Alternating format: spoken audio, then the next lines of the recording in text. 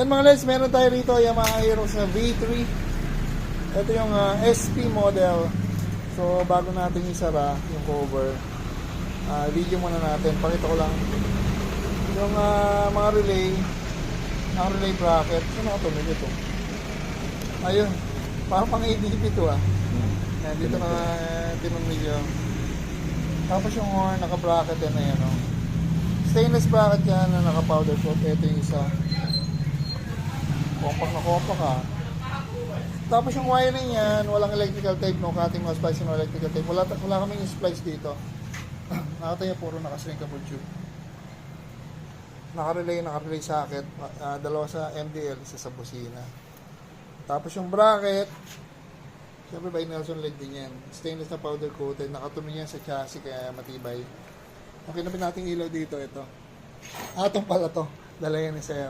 Tapos yung busina PIAA. I-test na natin. Bawal pakitest sa mahiya.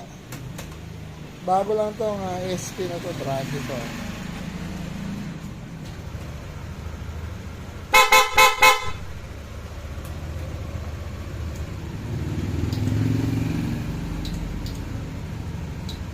Puro dilaw. Ayun. Puro dilaw lang talaga. Puro dilaw talaga. Nalito ko itong kala ko walang high Meron pa lang nabibiling atom na puro dilaw. Alam ko dati meron niya parang all yellow kaya all white. So ito pala all yellow kaya pala puro dilaw. Kala ko mali wiring. Kaya papitigin mo. Ayan yung relay niya para sa high, sa low mo. Kailangan may low. Ayan. At may passing pala yan. Papakita natin yung passing, yung layout na natin para ito yung passing niya para mabilis. Ito yung shift, ito yung passing. Medyo abot lang. So ginawa natin yan. Saan ba naman yan? Ito papunta dito sa tunog nyo ba dito? Sa ilalim. Yeah. Yung ilalim na tunog nyo na itong lever. Doon lang yan. Hindi ko lang kita. So yung stainless yan na powder coated yung bracket na passing. Galing purong dilaw. Busina. So yun mga legs, na tayo rito. Nakatayo yung may charging 14.4. Yung charging niya, basta hindi siya below 12, kumakarga naman yan, hindi siya malolobat. So kaya-kaya. Ayan basic. Kaya yung cover na. Ito yung bagong-bago yung motor na sir, Yan, dyan tayo rito mga legs. Siyempre, by Nelson LED, ating mga spice yung electrical tape. Yamaha Aerox na V3 na SP. Yan, thank you. Yan, meron tayo rito customer na Yamaha Aerox na V2. Pinapitan ko natin ng lightning niya. Senlo X1 GT. Ito sa T-Post kasi may problema natin mga kabitan na sir ng sa bearings. Tapos busina, PIAA. Pogi busina. Yan, obserba natin ang problema nito, nalolobat to Parang hindi naman sa voltmeter, parang okay naman So, kaya pala walang busina sir, sa busina mismo. May mga kalawang na yata. Kasi chinek namin, okay naman yung charging. Pwede pakita sir, papakita ka lang. Dito ako para makita sa sir. Ito, basta tayo sir. Pakita natin yung owner, taga Giginto si sir. Saan po sa Giginto sir? Lapit sa, munisipyo. Ano ba yung tabi ba yun sir? Tabi? Ayun. Saan po nalaman shop namin sir? Facebook lang. Sa Facebook sir. Ano po name ni sir? Carlo. May shoutout ka po. Ha? May shoutout si Sir Carlo. Shoutout sa asawa ko. Ayun, shoutout kay ma'am. Nagpaalam ba siya? Nagpaalam. Alam naman niya. Ayun, hindi patago. Hindi nagtatago. Sige sir, thank you sir Yan, dyan na tayo rito with X1 GT at PIAA. Siyempre, ang ating mas passing mga electrical tape. Thank you. Yan, final demo papakita ni sir na gumagana na yung MDL ni sir na X1 GT. Pailaw nga sir. Pailaw nga po sir. Ayan low. Ayan Hi po. Yun. Pakita ko lang yung bracket. Ito na kinalabasan ng bracket. Pakioff nga po yung ilaw sir. Ayun yung kinalabasan ng bracket. May kita yan. So, dyan nakalagay sa harap. Tapos yung bracket yan. Heavy duty stainless na powder coated. At nakatuloy yan sa chassis. So, hindi siya kasya sa ilalim pagka mga gatong motor medyo magkalapit kasi yung fender saka yung mismong ilalim ng headlight. Kaya dapat talaga nakalabas. Sir, thank you po sir ha. Sir, salamat. Ay, thank you very much. Thank you. Ingat po sa pag-uwi sir. Highly recommended. Ay, thank you po. So yan mga guys, Honda Beat with Sierra X1 GT plus bracket by Nelson LED. Stainless na powder coated pa. Thank you po. Okay, thank you sir. Thank you ulit. Yan, meron tayo dito Honda Beat. Kakapitan to natin ng mini driving light na Senlo X1 GT. Yung mga gantong Honda Beat, may kapitan to ng bracket, yung mga maliit na ilaw. Wala siyang ganong tornilyuhan para sa maliit na ilaw. Kaya gagawin natin, heavy duty pa rin. So, ito yung bracket na ginagawa natin. Ganyan siya pagka ginagawa namin. Stainless siya na 304. Nakita yung dual arm. Capsule hole, paba yung butas niyan. Tapos nakatumingin sa chassis. Hindi pa rin simple, kala ko simple lang. Yan, heavy duty na yan. Kaya matibay yung bracket natin. Kasi nakabolt dito sa chassis tapos sa mga pairings. Dun lang. So, ayan. Tapos yung wiring nito, okay na po. Yung wiring nito, nakating mas pricing ng electrical tape, naka-harness, naka-relay, naka-fuse, mga naka-bullet terminal para walang ikakat. Yan, kinakabit. Nakabit na pala yung harness na. Ito na yung harness niya. So, pakita natin yung owner. Malolos lang po ba si sir? Yan, sir, good afternoon po sir. Ano po ba name ni sir? Raymond, Saan niyo po nalaman shop namin sir Raymond? doon sa tapat ng Ace Hardware, Hospital, yung Tapat ng Ace po. gilid ng Ace Hospital. Yung talyer po doon. Si tinuro Sumaria. Yung pagawaan po doon. lang. Ay, puro po Honda gawa nila doon eh. Tapos tinuro po dito. Tinuro dito. Ay, ang pangalan niya si Sir Joms Sumaria. Sir, thank you. Alam ko yung pangalan ni Sir. Yung shop doon. Yung lifter doon sa akin galing yung binenta ko ni Sir. Na-recommend ka, Sir. Nung una kasi, nagpunta na rin ako dito. Opo. Pinalagyan ko ng signal light yung isang motor ko. Anong motor po, Sir? X-Max. May Xbox wala si Sir eh. Version 1. Opo. Ganda rin yun, Sir. So, yan. Ito sa gangin dito, Sir. Kay Mrs. Sa'yo po. Basis po. Tigisa pala si Sir. Baka may shoutout ka. Asan si Ma'am po? Umuwi mo na. Uwi kanina eh. Hinatid ko. Baka may shoutout ka, Sir. Ayun. Shout out sa mga taga Quezon City. Doon ka po nag-work. Quezon City Layo Hall. pa naman work niya, Sir. Sila, Sir, kapitbahay na El Santoro. Mauna yun sa amin. Dumataan po yung lagi din. Pagka po mali yung bracket, harangin nyo lang po yun. Sir, magaling yun, Sir. Isa, thank you po ha. Okay, thank you. Thank you rin po sa inyo, sir. Sa inyo lahat. So yan, ginagawa na ni Pat at pauotin natin ito kay RR hanggang anong gabi. Gusto ka niya lang siya, para makabawi siya. Ano babawiin natin? So yan mga guys, tinatapos na ito. Pa-powder coat natin yung bracket. Siyempre, kikinisin muna ni pati ko nakikinis. Tapos sa powder coat at i-install na. Unahin natin yung wiring para pag nangyari bracket, kabit na lang.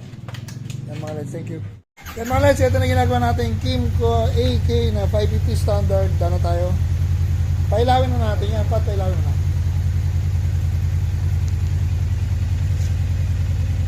Ayun naman. Makikita nyo sumasabay sa high low ng headlight. Saka sa passing na rin yan. So, ginamit natin yung switch 3-way pero on-off lang yun. Tapos yung bracket natin napakatibay. Walang vibration. Ayan. Sumasabay na sa passing. Pag naka-on. Saka sa high. Busina stock on lang. Yan mga les, na tayo rito. Kung meron kayong Kimco, dati kasi kung Kimco owner, exciting, saka AK550. Kaya kabisado na magpaklas niyan. Saka yung bracket available sa amin na pinattern namin sa mismong motor ko.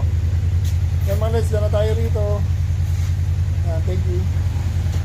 Yan mga les, meron tayo rito customer from QC.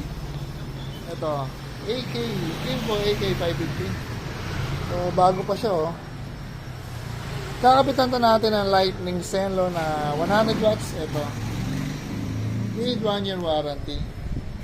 Papakita natin yung bracket. Siyempre by Nelson LED yan. Ayan, oh. Yan ang trusted bracket para sa mga Kimco AK. Alam ko, ito lang yung bracket na nakatuming sa chassis. Ito.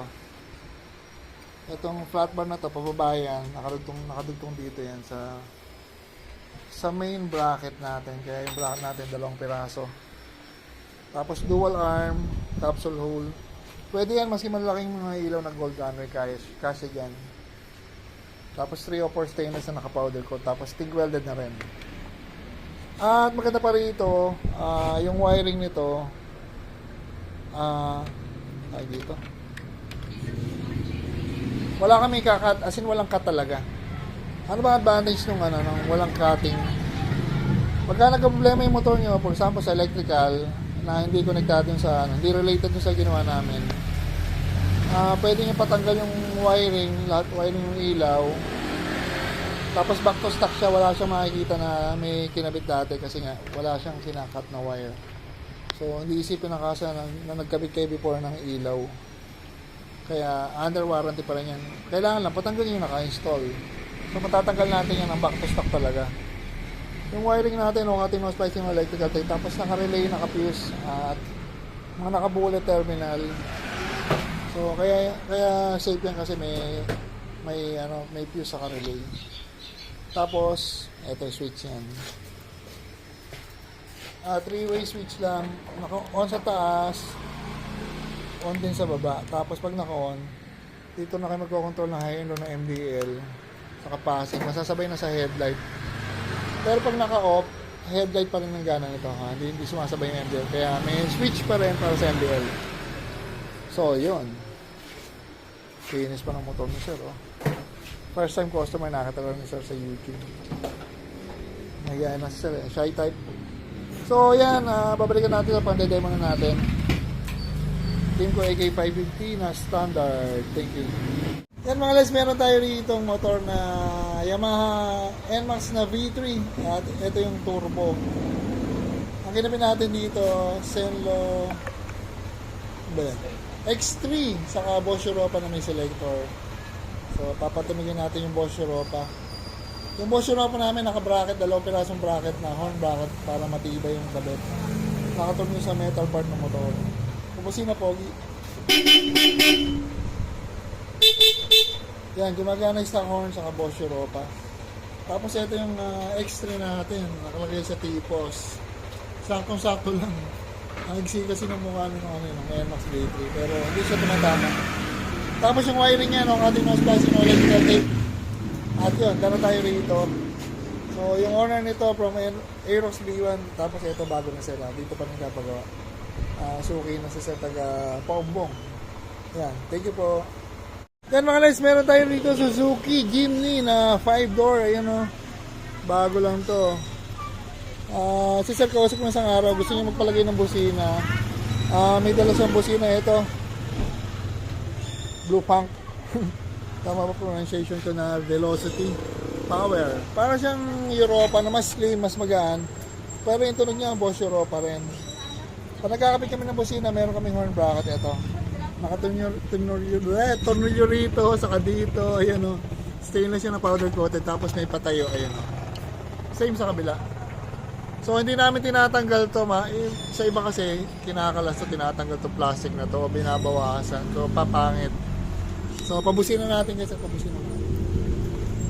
pabusin na natin kay sir. Ganda rin tunog oh. Parang Bosch Europa rin yung tunog niya, maganda rin. Parang medyo may pagkakaibang konti, pero mas maganda yung tunog. So ginawa natin to with stainless bracket na powder coated, tapos yung harness. Plug and play lang, no, ating no splicing no electrical tape. Pagka mga ganito, mabilis nang gawin to, pasyal lang kayo mga LEDs. Ayan. So, dana tayo rito. Thank you. Yan mga LEDs, dana tayo rito sa Honda Click Game Changer na kinabitan natin ng Bosch Europa. Tapos ang TDD niya, niluway lang natin. Okay na yan. Kailawin mo natin yung TDD ni sir. Marami na natin yung TDD na yan. Tapos kung PIAA, naka-Bosch Europa na. Ayun, napakasasatay ng Bosch Europa, magugulat na ibubusinahan na. Shoutout sa Team Red. Ayun o, 562-004 officer siguro sino. Ayan, pakita natin si Madam. Madam, okay na po. So, Dana, maraming salamat po, ma. So, sa ulitin po. Sana Opo. ma-recommend po sa mga Quality. tropa niyo. Ay, thank you po, thank you. So yun mga res, na tayo rito, Honda Click Game Changer. At yun, pag gusto nyo magpakabit ng Europa, may kinamitan pala namin doon ng stainless bracket na fabricated talaga para sa Honda Click. Nakatumi yan sa tipo sa metal part ng motor, kaya matibay. Tapos sa 10mm na solid shafting na 304 yung bracket, kaya yun, solid. Thank you. Hello guys, yan, magbibideo tayo. Today is Feb 6. Time check, 10:51. First customer natin na dumating rito, Honda Click na ito yung V2 Game Changer. So dati na may busina, dati na rin may wiring ng MDL. Yung MDL niya gumagana pa naman, pinarewire natin siguro para sa gawa na lang sa maayos na gawa. So kinapitan na natin ng Bosch Europa para mas malakas yung busina, parang tunog SUV na, parang tunog mga Montero na. Huwag yung pa-video, ay pa-pindot. So papadinig natin.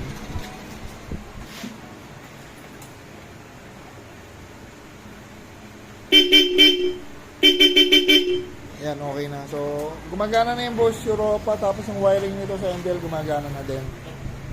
Inaayos na lang yung dating ilaw. Yung bracket na ginamit, same lang. Tapos maganda rito ngayon, hindi ko napakita yung kangin ng harness eh. Yung harness natin, hindi tayo gumagamit ng electrical tape. Kasi ito yung nagiging problema sa mga electrical tape, natatanggal ka katagalan. Ayun o. Pero matagal na to. Matagal na siguro itong wiring to. Ang shakable tube, intact pa rin siya, mas matagal na. Saka ginawa natin dito, no, ating mas spicy mga electrical tape. Pakita natin yung nagdala nito, si Madam, babae. Ayan, dito tayo para kita si Ma'am. Makita ni Sir yung asawa. Shoutout kay Sir, nasa Italy. Ano po pangalan ng husband mo, Sir? Adrian Moises po. Adrian. Adrian? Opo. Ayun, nasa Italy. Big time, ha? Ay, hindi ko siya. Si Ma'am talagang rider ka po, Ma'am? Opo. Saan na po nakakarating? Ay, Puskalan. Oh. Albay. Layo mo, Ma'am. Pagkasinan.